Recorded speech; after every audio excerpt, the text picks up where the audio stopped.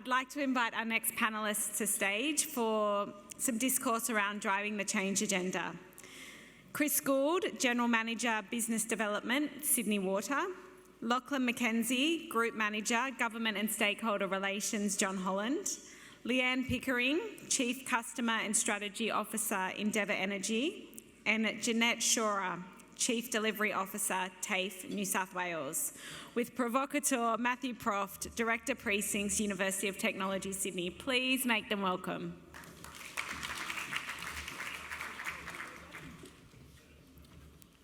This is the really challenging session, coming straight in after lunch, and so pleased to be here with an amazing panel. Can I start also by acknowledging that we meet today on Wangal country, and I'll pay my respects to elders past, present and emerging.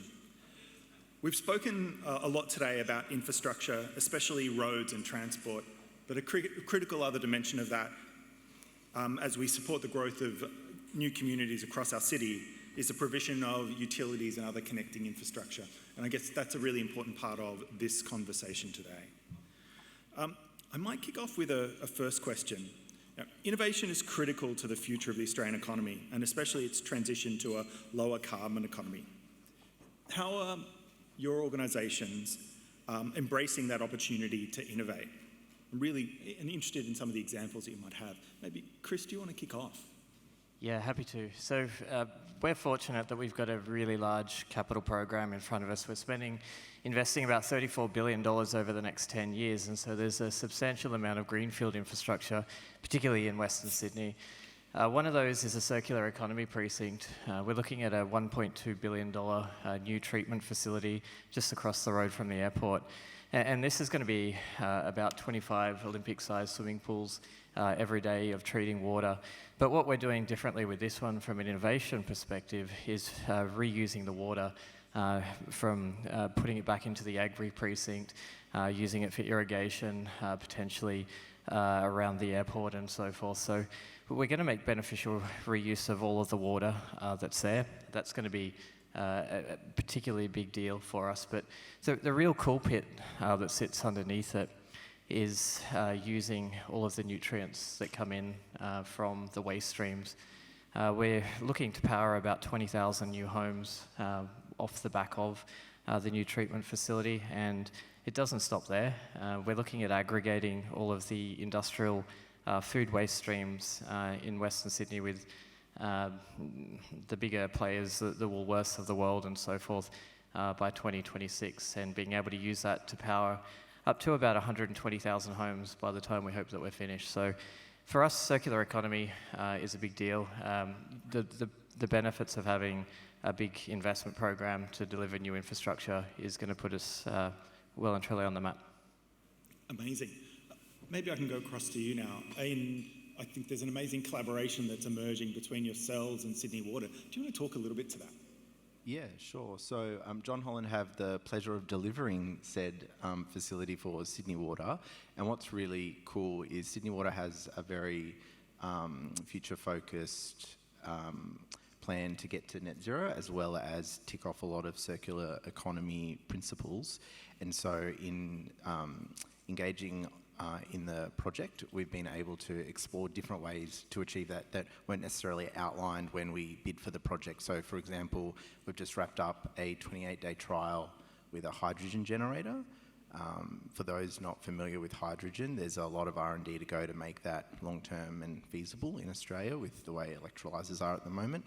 But the point of the 28-day trial is we've been able to learn from that alongside Sydney Water to then figure out what we want to do next and how we could use hydrogen in the future to power the construction of projects just like this one, as well as others. Leanne, how is that opportunity for innovation embedding itself in the Endeavour business? Yeah, within Endeavour, we've got a lot going on, right? There's not a day really that goes past that you don't see energy in the press multiple times, and that's because really the energy industry has to change more in the next decade than it has in the last century. So innovation is key. Our customers tell us that. It's ranked #1 issue on RepTrack and in our customer forums that we have for our reg program. because we've got now 1 in 4 customers have solar, that's going to go to 1 in 2 in the next 10 years. Some areas of our network have got 100% solar penetration, more batteries, more EVs. So we're really embedding that into our core strategy, is really at the centre of it, and empowering our staff, to look at a data-driven analysis for the network. We're looking at having, so we've got more community batteries. We'll have about 100 rolling out in the next couple of years. We've got a microgrid down at Borley Point in the southern area of our region, which will effectively, has been community driven because that's what they want to see. So there is a lot going on, as well as, drones, as well as digital twins of the network and things like that. So innovation is really a focus. I might go to Janet at this point. Skilling is a massive and critical part of the future of all sectors, but particularly this one. Can you talk about some of the work that TAFE is doing in this space? Yeah, thank you. It absolutely is, and I don't think it escapes anyone in this room that we're in the midst of a skills shortage nationally and globally. I think some of the challenges for us is thinking about how do we continue to equip people with the basics, the foundations of trade that we have a big part to play in, but how do we also embed in that a couple of things, the ability for people to come out of an apprenticeship ready to work in these emerging sectors, and to be able to adapt and learn the specifics that they might need to work in particular areas of renewable energy, on particular types of projects. How do we work with industry to make sure that we deliver what you need for people to be able to work quickly, but also how do we equip people for working that can work in the kind of agility we're talking about when technology and when the way we work is changing so rapidly. We want to create a workforce that is not only skilled but adaptable, and how do we play our part in doing that? So that's working at a national level, as many of you know, on how do we influence the design of training packages, but also how do we listen to what you need and deliver the types of skills and at the pace that you need, so that you have the workforce you need for today and into the future. Perfect. Do you want to, I guess, extend that conversation? There's a really interesting question here. How will training education programs be designed to meet those evolving requirements? So you talked about the sort of changing trade packages. How else is that evolution happening? Well, I think changing training packages is if we can influence that agenda at a national level through jobs and skills councils, other things like that. I think that's quite a big area of reform for us. Training packages necessarily how we deliver as a registered training organisation, but they don't always provide you with the elbow room that you need. Certainly, as many of you would know, the work we've done in the Institutes of Applied Technology and other sorts of micro-skill and micro-credential design and delivery, particularly that is closely informed by industry and higher education partners, is a really interesting way for us to rapidly test quickly to delivery, what sort of skills people need, but then how do we transform that into something that is industry credible? So it's one thing to have a micro skill, it's quite another for that to then inform and say this person has the capacity to do what you need them to do, and then how for an employee, for a worker, that then builds into a skill set that's recognised in industry. So things like the skills passport idea that operates already in some industries but is being heavily discussed from the work on the Universities Accord. How do we continue that idea so that people are much more mobile in industry but have recognised skills that are portable and that can be trusted as of a certain quality for you to be able to employ them in these rapidly changing industries. One of the other key challenges for us is around the impediments to innovation, particularly impeding our ability to respond to the challenges of energy transition and deliver more sustainable outcomes for the broader Greater Western Sydney region. What role do you see government at all its levels in their policy leadership and development play in supporting your businesses? Maybe Lachlan, I can go to you first. Yeah, so I think having worked for government and private sector, I think it works best when government knows what it wants, but it lets the let's say industry or non-for-profits figure out how to get there, within the realms of the law, of course. And so one really good example in New South Wales is women in construction, which has been driven largely by Infrastructure New South Wales. They've worked really closely with industry to figure out targets, to figure out some of the barriers, and figure out some of the ways to incentivise and help industry overcome some of those barriers.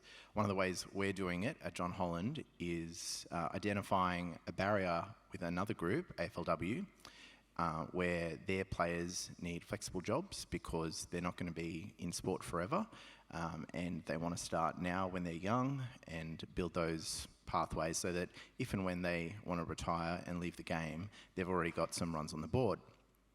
We need women on the tools and women who want to start young and learn, but we can also create these flexible jobs for them.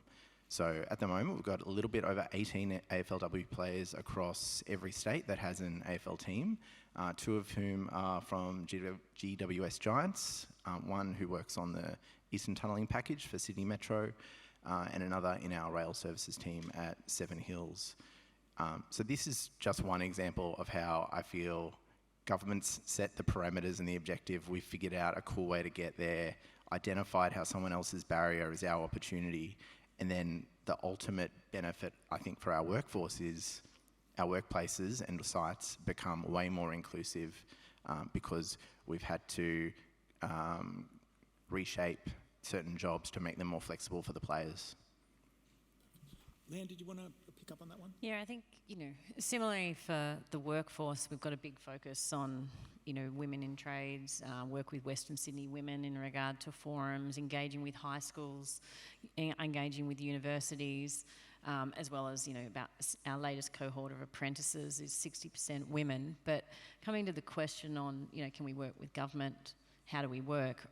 I think given the pace of change in the energy industry, it's probably as an industry, and Endeavour included, we all probably need to do a bit better in regard to how we work together. And some of it is incumbent on us, so we're proactively going to the regulators and to the New South Wales government in regard to policy settings, in regard to how it's playing out, because we know what we build now is going to have such a big impact on sustainability targets in 3-4 years, just given the time it takes to build all of this. So we're going and saying, are you aware of this? This is what's going on, and this is a real live case study that we've got going on now. And we just need to make sure that it's affordable for everyone. We're doing an energy transition at the least cost, not at any cost. So we've always got that playing in our mind, and the regulators have got that too. I think that actually leads to a really interesting question that come from the audience around how do we best reduce some of that community misinformation about the impact of transition, and how do we manage perceptions in the community? Can you pick that up first, Chris? Yeah, happy to, through an example that we've just released our demonstration facility in Quakers Hill in Western Sydney for purified water. So the facility is this first of its kind in New South Wales, where the water that gets treated there can be used for drinking purposes if it was put into the system. But just for clarity, it's not being put into the system, it's being used for irrigation.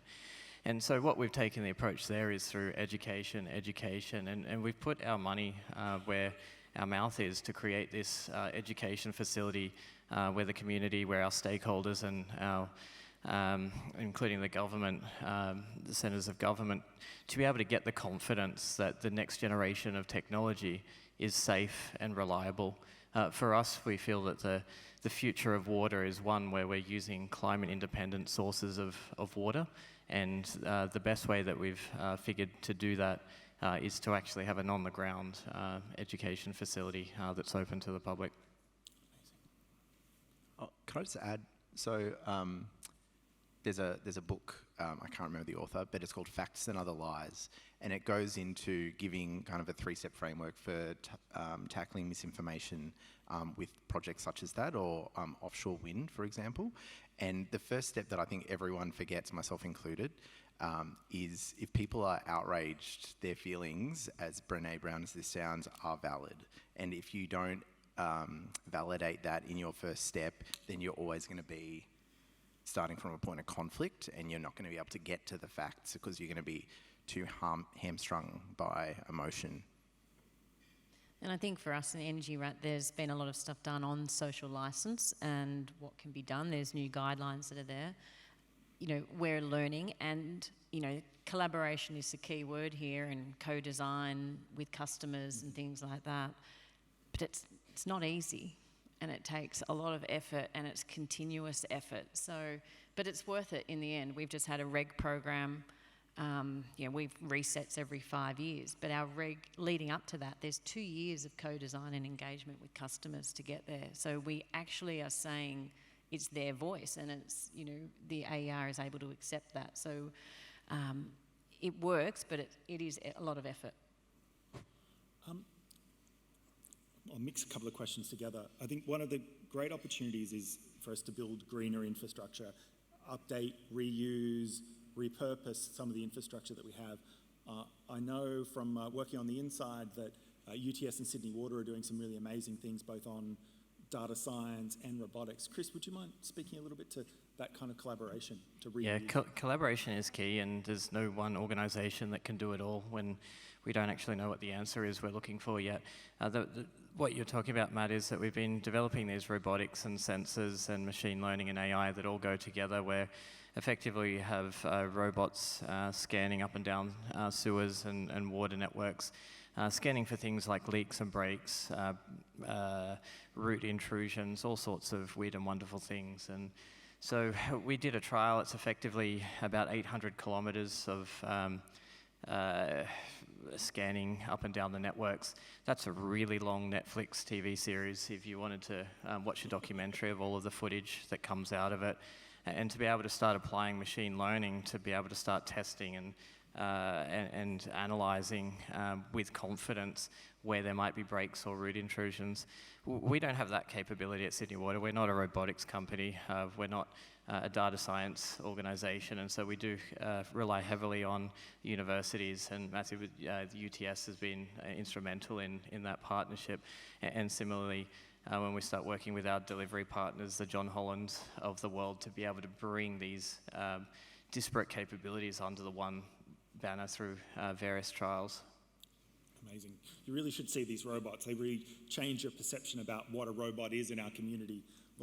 Too often you see these humanoid-style robots around, but they're very purposeful robots that have these amazing arms that scan through the pipes and tunnels. They're completely amazing. So if you're ever looking for an amazing tour, come and visit us down at UTS. I guess, keen if there are other examples out of the panel in terms of some of that collaboration and innovation you're doing with other partners and looking to reuse infrastructure. Yeah, for Endeavour, we know that we don't have all the answers, and I think we admit that there is a lot that needs to be done. We kind of look at it as the jigsaw puzzle that keeps changing as we're building it.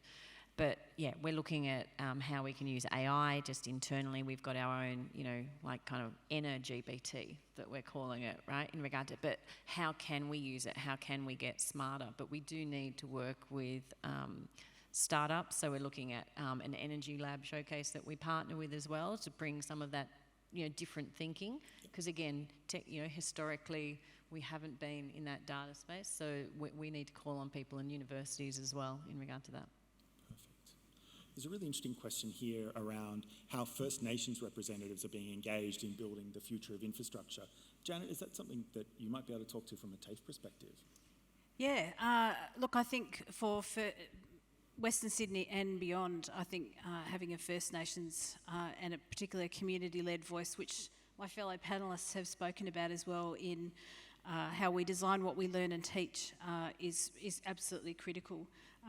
We want to have Aboriginal people at a community level involved in the pathways for students to become the skilled workforce of today and the future, and we absolutely don't do that on our own, particularly when it comes to the trades and equipping particularly young people to have a pathway into learning.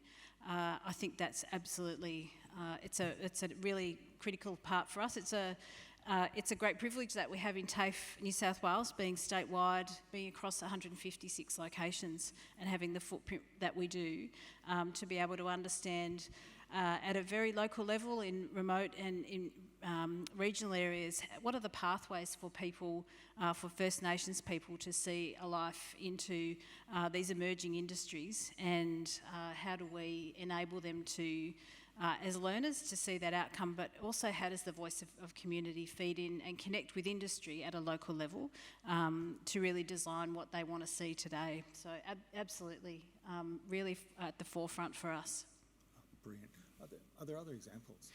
Yeah, we've spoken a lot about grey infrastructure today. Roads are a big topic. There's also the blue and the green infrastructure, and in Western Sydney, the state government's developing the largest stormwater scheme in the country right now, playing out from around the Aerotropolis up north to the highway and down south, down to Oran Park and around that area. And that's a big investment. We're talking in the tens of billions of dollars of investment in green infrastructure, effectively the creek lines and all of the stormwater management that goes there.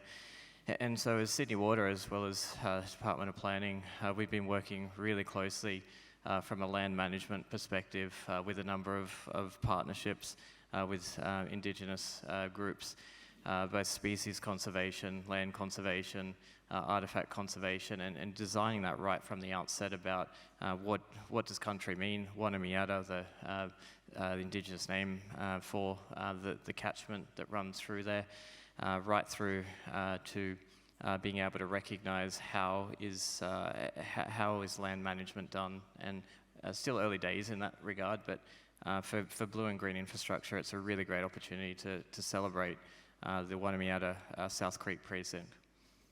Do you want to unpick that idea of both blue and green infrastructure a little bit more? Happy to. So in the sense that from a city shaping perspective, good practice would be to start with the natural topography, where the river and creek systems flow. The fact in that part of Western Sydney, about 10% of the land area is on a floodplain. It's the Cumberland Plains. And so it is a space where it's either too much water or not enough water, sometimes both at the same time.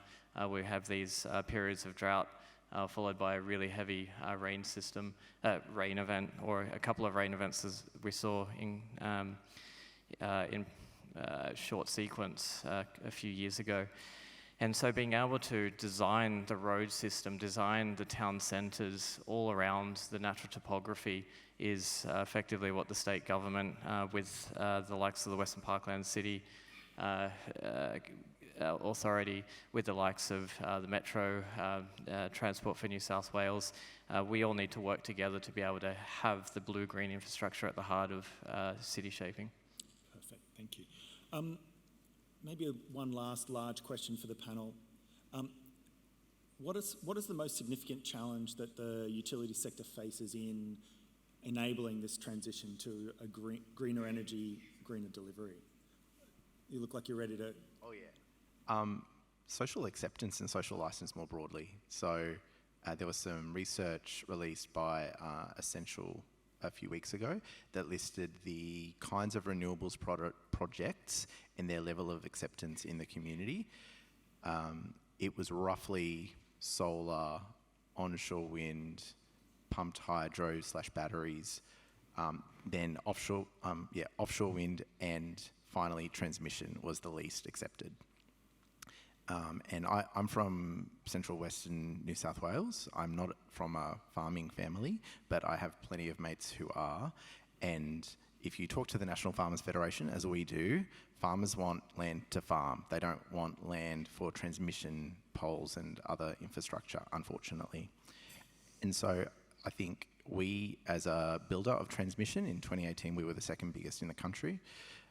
We face a huge challenge there around social acceptance and trying to understand the issues of landholders and Indigenous custodians on how to best work with them, because we need to build 10,000 kilometres of extra transmission to power the nation, rewire the nation. And I think the barrier there is we probably don't have a lot of time to build all this stuff, but the sooner we get out there to understand their issues and understand how maybe what we want to build is possible, but just not necessarily the way we thought we'd build it at the start. And if we can compromise with them and negotiate, they might be able to find a way to accept it, even if it wasn't necessarily what they wanted in the first place. Perfect. We're only running into our last few minutes, so Leanne, and then we'll go finish. Yeah, across sure. the- I think some of it is thinking, thinking, we all admitted that, we can't do it on our own, but sometimes we think that we know the answers. And so even to some extent for us at Endeavour Energy, like transmission is not the only answer, right? We see it that the distribution network, customers are already in the energy transition. As I said before, like 1 in 4 customers with solar. How do we actually harness all of that in the distribution network to actually use it closer to the source? So we're involved in transmission as well, and in the renewable energy zones and things like that. So yes, we do need to bring some of that in, but and I fully accept the social license. But how do we engage with the communities? Like, we are about to build, Western and Southwestern Sydney is going to have 40% more growth than anywhere in Sydney. We are building, communities that are going to be as big as Canberra by 2030. How do we actually build that and plan it now? And so we've got this kind of bit of balance between regulatory, customer engagement, social license, and the tech of how we actually do it, because apparently we can't change the laws of physics and how electricity works. So, there are just a few things there. Perfect. As cities grow, the way that we serve the cities from a water and wastewater perspective also needs to grow. And Sydney's on the cusp of another transition in that regard. In our colonial history, we started with getting drinking water from the tank stream near Circular Quay. We polluted that. We started to build some smaller dams and so forth. We polluted them. About 60 odd years ago, we created Warragamba Dam and created this beautiful, pristine area around it, so there wasn't the opportunity for pollution. Right now, we collect about 80% of our water supply, or 85% of our water supply through Warragamba Dam, and that gets treated and used through the city and then pumped out into the ocean. About 85% of our water, our wastewater, gets put out into the ocean. That's not the way that we do water or wastewater in the future, and we're at that point where we do need more water from a population growth perspective. We've gone beyond where the sustainable yield is, and so we're looking at what are the next sources of water, and the answer is not more dams, and the answer is that we don't put the wastewater into the ocean. So for us, it's that transition requires a strong community acceptance of what the next generations of technology look like. Whether that be desalination, whether that be more recycled water for irrigation or industrial purposes. It's a big investment in understanding, but also understanding that as the city grows, the way that we service it needs to grow and evolve as well. Janet, I had one last question for you. Look, we've heard all the challenges that the sector is facing. How do we skill and drive the transition of skills that will respond to some of those needs? Well, I was thinking a couple of things. I think we've got to really ride the vocational education sector, which obviously TAFE occupies a fairly big part of, to ride the wave of opportunity. And that means for us taking the advantage that this season affords for reform of how we do things, but also to really elevate the place of vocational education in our country, and for our young people and for people across New South Wales to see being skilled in a vocation as desirable and even preferable, and that we can, particularly for the thousands of young people who leave school, and particularly who leave school early every year, that they might see a path into these industries and as desirable. I think the other thing is for us to really think and to do more even than we do now about how do we make this sort of skill area attractive, and with the, as I was saying before, with the kind of footprint that we have in New South Wales, to create greater pathways that lead to the sorts of skills and skilled workers that you all need, and that do the sort of work that we're talking about today into the future, but to create that pathway for people who might be disengaged for school, for more women, for people who are from culturally diverse backgrounds. How do we create the pathways for them to become the skilled workforce of tomorrow. And I think we've got a really exciting role to play in that. Perfect. And there was one last question for you, Lachlan, which was, what was the name of that book that you shared before? Facts and Other Lies. Catchy. Well, I think we're coming right up to time. So could I ask you to join with me in thanking our amazing panel today, please?